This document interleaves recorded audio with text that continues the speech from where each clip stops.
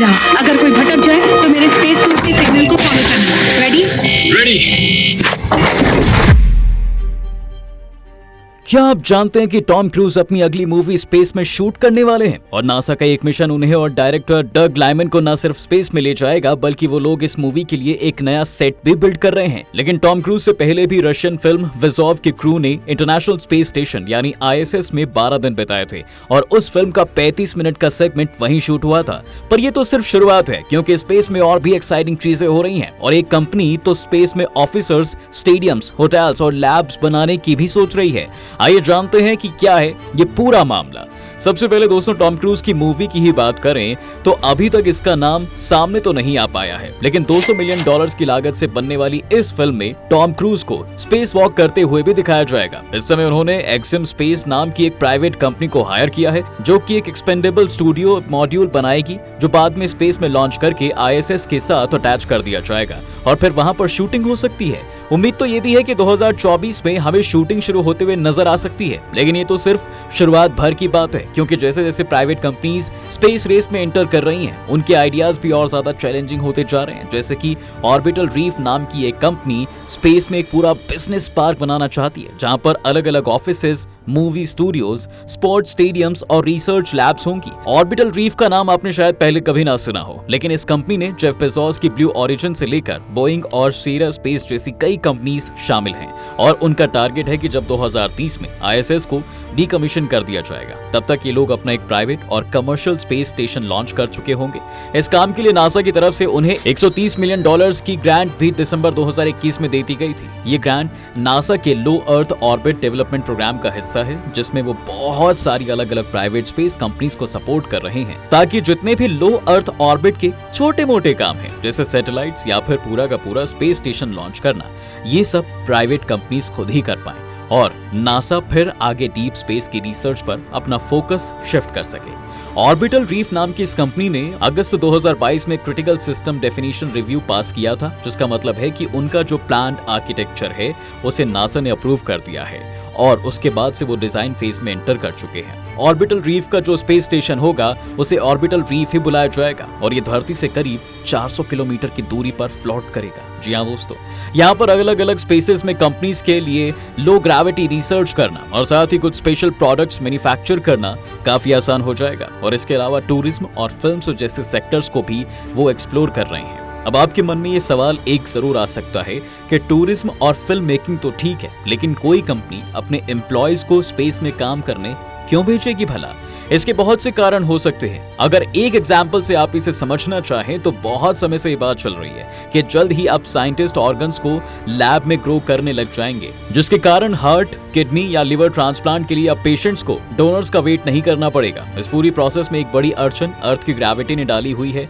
और इन ऑर्गन्स को तभी बनाया जा सकता है जब वो लो ग्रेविटी में हो। तो मुमकिन है कि ऑर्बिटल रीफ में इस तरह के ऑर्गन्स डेवलप किए जा सकते हैं और उन्हें फिर जल्दी से धरती पर भेजकर ऑपरेशन किया जा सकता है। आने वाले सालों में यह भी मुमकिन है कि स्पेस में ही कई सारे हॉस्पिटल्स खुल जाएं और पेशेंट्स अपने ट्रांसप्लांट के लिए स्पेस में ट्रैवल कर रहे हों। और ये सिर्फ एक ही केस है, ऑर्गन्स के अलावा भी बहुत सी ऐसी चीजें हैं जो स्पेस में अगर मैन्युफैक्चर की जाए तो वो ज्यादा बेहतर होंगी। ऑर्बिटल रीफ के साथ जुड़ी कंपनीज की बात करें तो इसमें सबसे पहले जेफ बेजोस की ब्लू ओरिजिन का नाम आता है, जिन्हें स्पेसएक्स के कॉम्पिटिटर की तरह भी देखा जाता है। लेकिन इस समय स्पेसएक्स उनसे काफी आगे है, जिस वजह से ब्लू ओरिजिन का इस तरह से प्रोजेक्ट में इन्वॉल्व होना उन्हें काफी एक्सपीरियंस दे सकता है। ब्लू ओरिजिन को यहाँ पर ये रोल दिया गया है कि जब ऑर्बिटल रीफ धरती पर बनकर तैयार हो जाएगा तब उसे स्पेस में लॉन्च करने का काम ब्लू ओरिजिन को ही करना होगा और इसके लिए ब्लू ओरिजिन ने न्यू ग्लेन नाम का एक रॉकेट भी डेवलप कर लिया है। ब्लू ओरिजिन के साथ जो एक मेन इशू है वैसे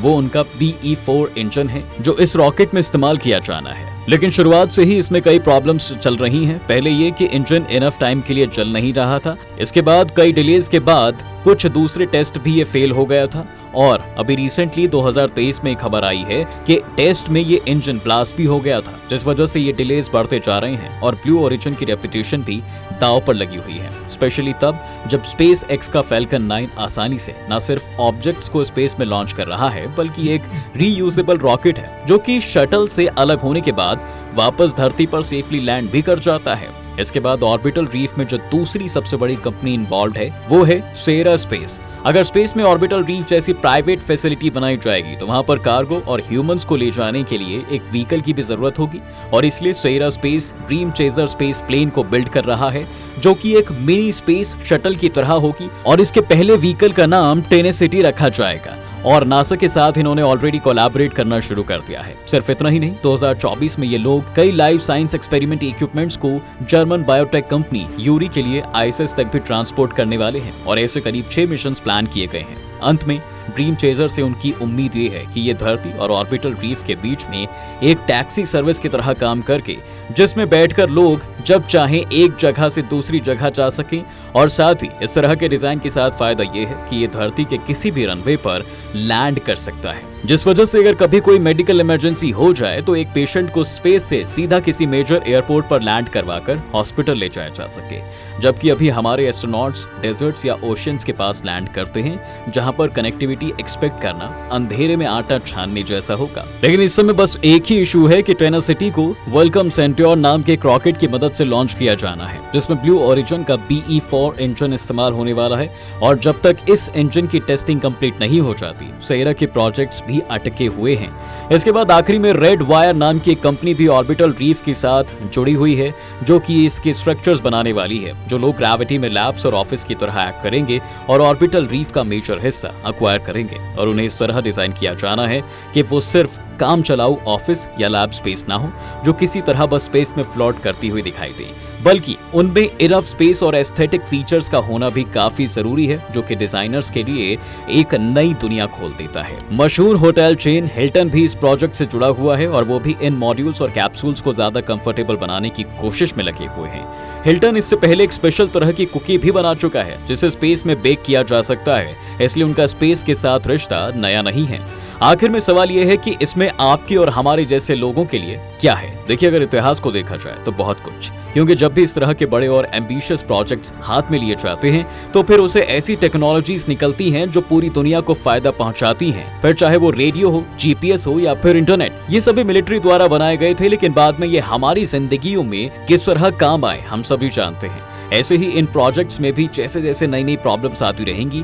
हम नए नए सॉल्यूशंस ढूंढते रहेंगे, जिनके लिए कई बार हमें नई टेक्नोलॉजीज इन्वेंट करनी पड़ेगी। और यही तो हम सभी चाहते हैं कि हम ये तरक्की का रास्ता कभी ना छोड़ें। क्या आपको लगता है कि 2030 में हम ये प्राइवेट स्पेस स्टेशन लॉन्च कर पाएंगे, या इसमें कोई डिले हो सकता है? अपनी राय हमें कमेंट सेक्शन में लिखकर जरूर बताएं। उम्मीद है आपको आज के इस वीडियो में काफी कुछ नया मिला होगा। अगर ये वीडियो आपको पसंद आया है तो इसे लाइक करें, और अगर आप इस चैनल पर नए हैं तो जाने से पहले चैनल को सब्सक्राइब करना भी ना भूलें।